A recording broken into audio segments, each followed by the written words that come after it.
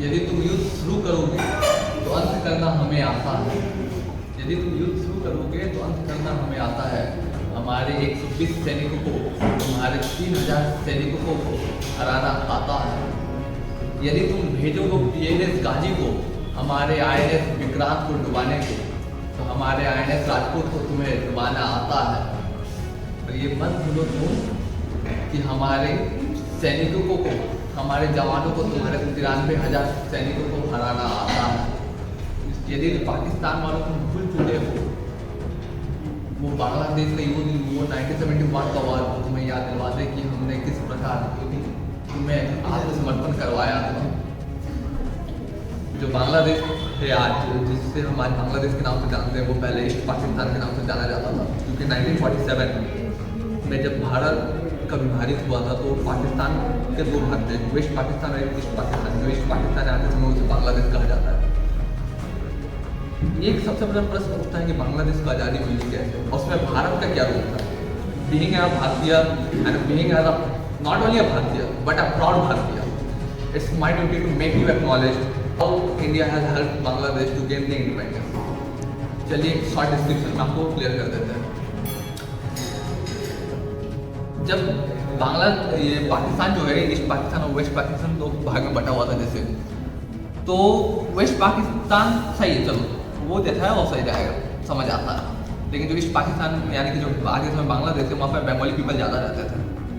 तो वहाँ पे जो बंगाली पीपल रहते थे, तो वो जो वेस्ट पाकिस्तान के लोग थे यानी कि जो पाकिस्तान है, वो वहाँ पे फोर्स करने लगा कि आप लोग को उर्दू में बात, आप लोग को वहाँ पे बंगाली बातचीत नहीं चलेगा, आप लोग को उर्दू में बात करना होगा। वहाँ पे जो महिलाएँ थी उनके साथ उत्पीड़न, उनके साथ इतना 4 लाख से ज़्यादा महिलाओं के साथ रेप हुआ था। 30 लाख से ज़्यादा इंसानों को वहाँ पे मारा गया था। माने ये पाकिस्तान वाले बस क्या करते हैं, जो अपने थे उनको तो वो छोड़े ही नहीं थे, तो वो दूसरों को क्या छोड़ेंगे। वो एक मेरी लाइन है ना कि जो अपने ना हुए वो किसी और का क्या घंटा होंगे। नहीं, यहाँ पाकिस्तान के जो जनता है, हमको उनसे कोई प्रॉब्लम नहीं है, हम क्लियर करते हैं। मान लें we give you the detail of Bangladesh, how Bangladesh gain the independence. होता क्या है, जब बांग्लादेश में इतना जो ये वेस्ट पाकिस्तान में, जब वेस्ट पाकिस्तान वाले लोग जब इतना फोर्स करने लगते हैं, इतना ट्रबल करने लगते हैं, वहाँ पे जो इतना लोग को उत्पीड़न देते हैं, तो बांग्लादेश एक थे शेख मुजीबुर रहमान, वो एक पार्टी फॉर्म करते हैं आवामी लीग। वो 1970 में इलेक्शन होता है पाकिस्तान के अंतर्गत में, तो वहाँ पे जो शेख मुजीबुर रहमान है वो मेजोरिटी से जीतते हैं वहाँ पे पाकिस्तान के अंतर्गत में। तो क्या करता है ना, जो वेस्ट पाकिस्तान के लोग हैं इसको मानने से मना कर देते हैं और शेख मुजीबुर रहमान को अरेस्ट करवा देते हैं। इसके बाद क्या होता है कि वहाँ पे मुक्ति बाहिनी नाम का एक ग्रुप फॉर्म होता है, जो कि शेख मुजीबुर रहमान के अरेस्ट होने का बात होता है इसके विरोध में। और वहाँ के जो वेस्ट पाकिस्तान के जो पाकिस्तानी सोल्जर्स हैं उसको ईस्ट पाकिस्तान से हटाने के लिए और एक नया राष्ट्र फॉर्म करने के लिए बांग्लादेश। अप्रैल के महीने में क्या होता है कि 10 लाख से ज़्यादा रेफ्यूजी इंडिया में आ जाता है। और उस तरह की हमारी जो प्रधानमंत्री थी वो इंदिरा गांधी जी थी। तो जो 10 लाख से ज़्यादा का ये था, हमारे जो रेफ्यूजी आया था भारत में, 10 लाख से ज़्यादा रेफ्यूजी भारत में आया हुआ था। तो अब इंदिरा गांधी जो हमारे उस समय के फील्ड मार्शल थे यानी कि सेम मेनेक्साउ, उनको आदेश देती है कि आप वार शुरू कर दीजिए और जो ईस्ट पाकिस्तान है उसको आज़ाद करवाइए पाकिस्तान से।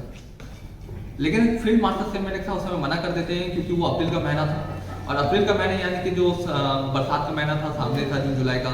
तो बोलते हैं यदि हम अटैक करने अभी जाते हैं तो हमारा जो वेस्ट पाकिस्तान के साथ जो हमारे जम्मू कश्मीर का बॉर्डर जुड़ रहा है, वहाँ पे हम डिफेंसिव हो जाएंगे, चाइना ऊपर से हमें कमजोर पा जाएगा, हमको फिर तीनों तरफ से हमको वार लड़ना होगा, जो कि थोड़ा मुश्किल हो सकता था। तो वो कहते हैं कि आप वेट कीजिए, हम नवंबर में वार शुरू करेंगे, नवंबर दिसंबर के अंतर्गत हम वार शुरू करेंगे। तब तक हम जो हमारे सोल्जर्स हैं उनको ट्रेन करेंगे इस वार के लिए।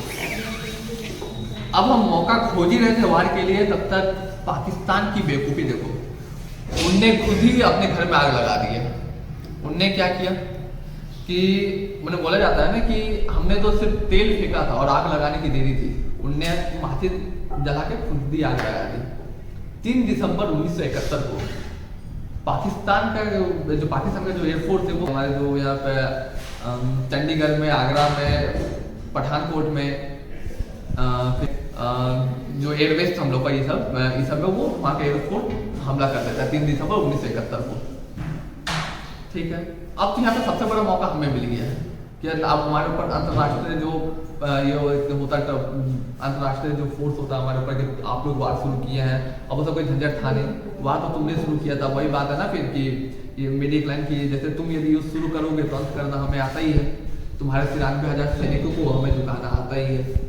चलो अब इसके आगे किस प्रकार 3 दिसंबर को एयरपोर्ट हमला करता है हमारे पठानकोट में, हमारे आगरा बेस में और हमारे चंडीगढ़ के एयरबेस पर।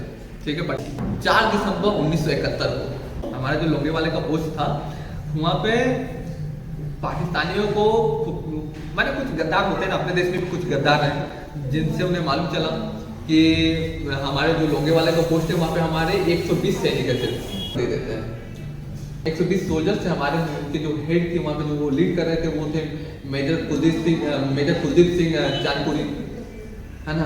अब पाकिस्तान वाले इसका फायदा उठाने के लिए क्या करते हैं, बोलते हैं कि हम रात 4 दिसंबर के रात में ही लोंगेवाले के पोस्ट में पहुंचेंगे और वहाँ पे वो 2800 सैनिकों को लेके जाते हैं, कुछ 800 की 400 ऐसा कुछ टैंक रहता है वो ले जाते हैं, 2800 सैनिक उनके रहते हैं और उनको लीड करते हैं ब्रिगेडियर तारिक मीर, ऐसा कुछ नाम था उनका, ब्रिगेडियर साहब वो लीड करते हैं। वो अब ब्रिगेडियर है बहुत अच्छी बात, लेकिन जो हमारे मेजर साहब थे कुलदीप सिंह चांदपुरी, वो तो एक इंडियन ही, इंडियन के साथ साथ वो एक इंडियन सोल्जर थे, इंडियन सोल्जर के साथ साथ वो तुम्हारे पंजाबी ठहरे। लाख से एक लाख आवाज के कहीं गोविंद सिंह नाम कहा, जितने भी पंजाबी उनके ज्यादा वो 1.25 लाख से नीचे का बात ही नहीं करते।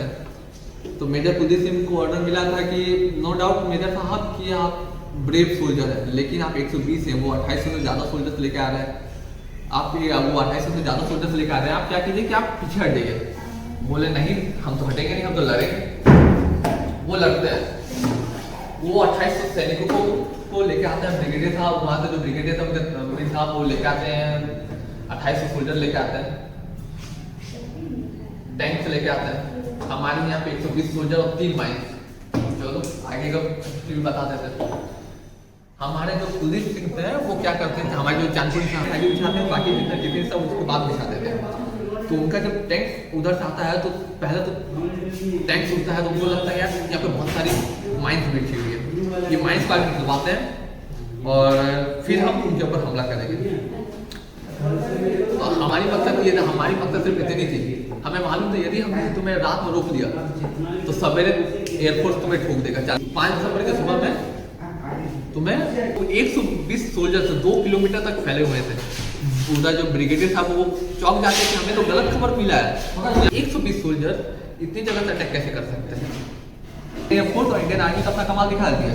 अब बच्चा इंडियन नेवी, तो वो बोला भाई जब सब हो रहा है तो हम क्यों ना धोएं, ऊपर हम तो पानी में रहते हैं हम भी धोएंगे। तो वो क्या किया, जो हमारे INS विक्रांत था वो कराची बंदरगाह को यानी कराची जो पोर्ट है उसको पूरा बर्बाद कर दिया।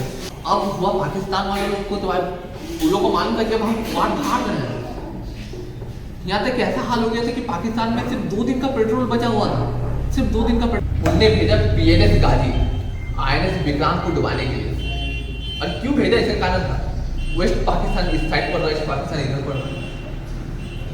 अब भाई जो इस पाकिस्तान में जो सोल्जर्स उनके जो तमिल खाना पीना था, जो वेपन्स का जो कार्टिजेस का जो जरूरत पड़ा था वो खत्म हो रहा था।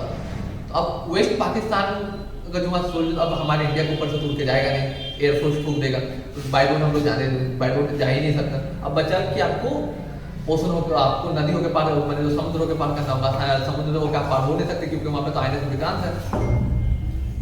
वो लोग बोला कि आपको PNS गाजी को भेजिए INS विक्रांत को डुबाने के लिए, है ना। और उसको जो PNS गाजी था वो अमेरिका से आया हुआ। PNS गाजी एक सबमरीन है जिसका फुल फॉर्म है पाकिस्तान नेवल फ्लीट। तो वो जो PNS गाजी था वो आया हमारे INS विक्रांत को डुबाने के लिए निकला।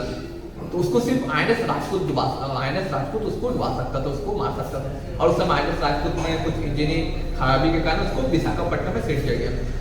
तो विशाखापट्टनम में सेट किया तो बड़ी स्ट्रेटेजिक वे से हम लोग PNS गाजी को INS राजपूत के पास टर्न करवाए। उसमें कुछ इंटरनेशनल इशू भी हुआ था, लेकिन हम वो रिवील नहीं करेंगे क्योंकि या I have my fundamental right in article 19 that comes which says freedom of speech and expression, but उसी चीज़ में कुछ रेस्ट्रिक्शंस भी लगी हुई है, तो हम उसको रिवील नहीं करेंगे, है ना। जो मेरा किसी राष्ट्र के साथ मतभेद पैदा करे तो वो हम काम कभी नहीं करेंगे। हम अपने देश की कानून के खिलाफ कभी नहीं जाएंगे, तो वही हम सबको बोलेंगे, never go against the rule of the constitution. और उसके बाद क्या होता है ना कि यूँ तो चलते रहता।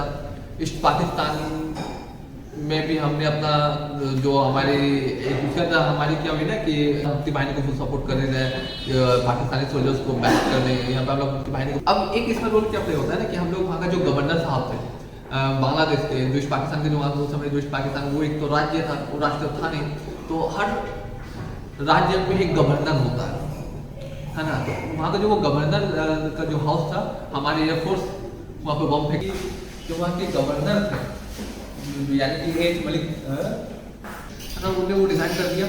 अब आगे हमारे जो लेफ्टिनेंट जनरल थे यानी कि निर्मलजीत सिंह अरोड़ा साहब, वो वहाँ के लेफ्टिनेंट जनरल नियाजी को कहता है कि भाई सुनो, इंस्ट्रूमेंट ऑफ सरेंडर तुम लोग साइन कर दो कि भाई हाँ हम लोग हार मानते हैं, और अपने पाकिस्तान वाले भी सोचे हम तो चारों तरफ से हार चुके हैं, है ना। वो लोग चारों तरफ से हार चुका था। तो 16 दिसंबर को आधा घंटा का समय उन लोगों को दिया जाता है सोचने के लिए। लेफ्टिनेंट जनरल निर्मलजीत सिंह अरोड़ा साहब थे, वो सिर्फ आधा घंटा का समय देते हैं। वो लेफ्टिनेंट जनरल जो न्याजी साहब थे वो आधे घंटे के अंदर में सोच के इंस्ट्रूमेंट ऑफ सरेंडर साइन करता है। 99,000 सैनिक अपने आप को सरेंडर करते हैं हमारे पास। मेरा विरोध इस वीडियो के बाद वही करना जो अपने देश की तरक्की से जलते हो सर। जय हिंद, इनकलाब जिंदाबाद, भारत माता की जय, वंदे मातरम।